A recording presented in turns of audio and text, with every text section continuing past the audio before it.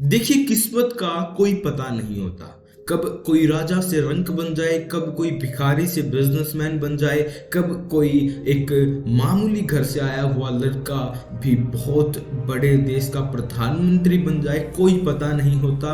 आप समझ चुके हैं मैं किसकी बात कर रहा हूं। लेकिन सफल होने के लिए मेहनत करनी पड़ती है। आप जो भी सफलता है, अगर वो एक दिन की है तो कभी भी वो चलेगी नहीं। आप उदाहरण ले सकते हैं रानू मंडल जी का, आज उनकी हालत सबको पता है। आप उदाहरण ले सकते हैं वो बच्चा जिसने बादशाह जी के साथ रैप किया था, जो वायरल हुआ था, बचपन का प्यार भूल नहीं जाना रे, तो वो भी ले सकते हैं। और बहुत सारे ऐसे लोग हैं जिनकी वीडियोस वायरल हुई और वो वायरल हुए, लेकिन आज उनकी कोई पहचान नहीं है। तो अगर सफलता प्राप्त करनी है तो कंसिस्टेंटली मेहनत करनी पड़ेगी।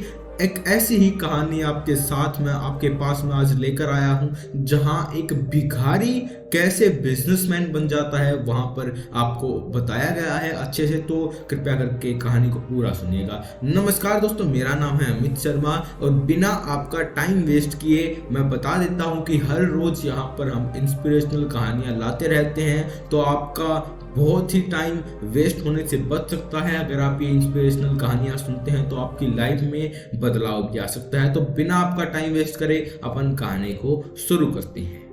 आज मैं आपको एक नई कहानी सुनाने वाला हूं और यह कहानी है एक भिखारी की। सिर्फ एक विचार ने, एक अच्छे विचार ने उसकी जिंदगी में परिवर्तन ला दिया। वह विचार क्या था, वह आपको कहानी के बाद में पता चलेगा। तो चलिए आपका ज्यादा समय जाया न करते हुए कहानी को शुरू करते हैं। एक भिखारी था, वह भीख मांगा करता था। रेलवे स्टेशन पर वह रोज आता था और एक ट्रेन में बैठकर वह दूसरे रेलवे स्टेशन पर जाता था। एक दिन उसको एक बिजनेसमैन मिला। उसके दिमाग में ख्याल आया कि हो सकता है यह मुझे ज्यादा पैसे देगा, क्योंकि मैं तो भिखारी हूं और ये बिजनेसमैन है, इसके पास तो बहुत सारा पैसा होगा, तो मैं इससे भीख मांगू। जब वह बिजनेसमैन के पास गया भीख मांगने के लिए, तो उसने उसको भगा दिया और जाते हुए कहा कि कितने बेवकूफ आदमी हो तुम, मुझे बताओ कि तुम्हारे पास मेरे लिए देने को क्या है, मेरे को देने को क्या है। जब खुद तुम किसी को कुछ दे नहीं सकते तो मांगना छोड़ दो। दोस्तों, भिखारी के दिमाग में यह विचार कौन था? घर आने के बाद वह सोचने लगा कि मैं क्या दे सकता हूँ लोगों को। तब ही उसके दिमाग में ख्याल आया कि मैं आगे से लोगों को एक फूल दूंगा, छोटे छोटे फूल दूंगा।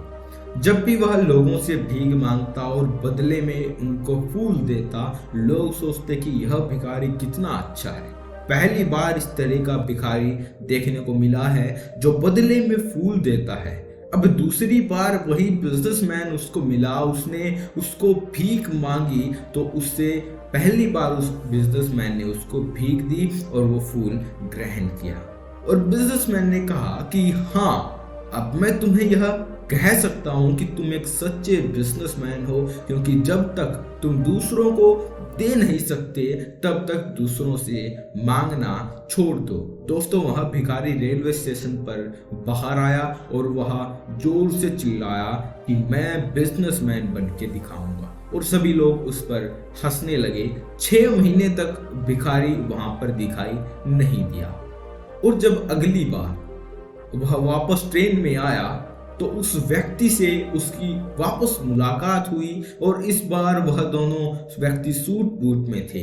और तीसरी बार जब वह भिखारी उससे मिला तो उसने बिजनेसमैन को कहा कि हम तीसरी बार मिल रहे हैं। बिजनेसमैन ने कहा नहीं, पहली बार जब मैं भीख मांगता था तो दूसरी बार जब मैंने आपसे मिला तो मैंने आपको फूल दिया था, बदले में आपसे पैसे लिए थे, और आज मैं आपके बराबर बात कर रहा हूँ और मेरा फूलों का बहुत बड़ा बिजनेस है। दोस्तों, वह बिजनेसमैन शुभकामनाएं देता है। तो इस कहानी का मूल संदेश यही है कि एक विचार आपका पूरा जीवन बदल सकता है।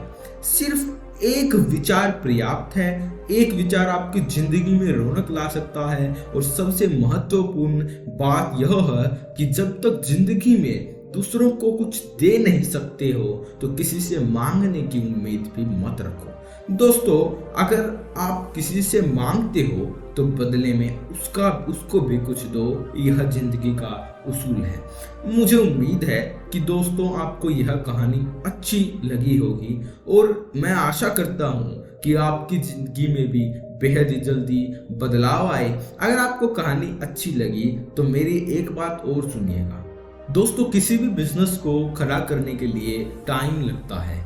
अगर आपके पिताश्री, आपके माताश्री आपको किसी जॉब में भेजना चाहते हैं तो अच्छा है, कभी भी पूरे हाथ खड़े करके बिजनेस में मत आओ, क्योंकि उसके लिए इन्वेस्टमेंट चाहिएगी। अगर आपको जॉब करने के लिए फोर्स करा जा रहा है तो आप जॉब करिए, पैसे जोड़िए, साथ साथ में अपना बिजनेस भी स्टार्ट कर दीजिए, क्योंकि बिजनेस से अच्छी कोई चीज़ है नहीं। जब जॉब में आप ये बात सोचो कि कितने लोग जॉब कर रहे हैं, आपके आसपास जितने भी लोग होंगे 90 to 99% वहां पर जॉब कर रहे होंगे। 99 नहीं तो 95।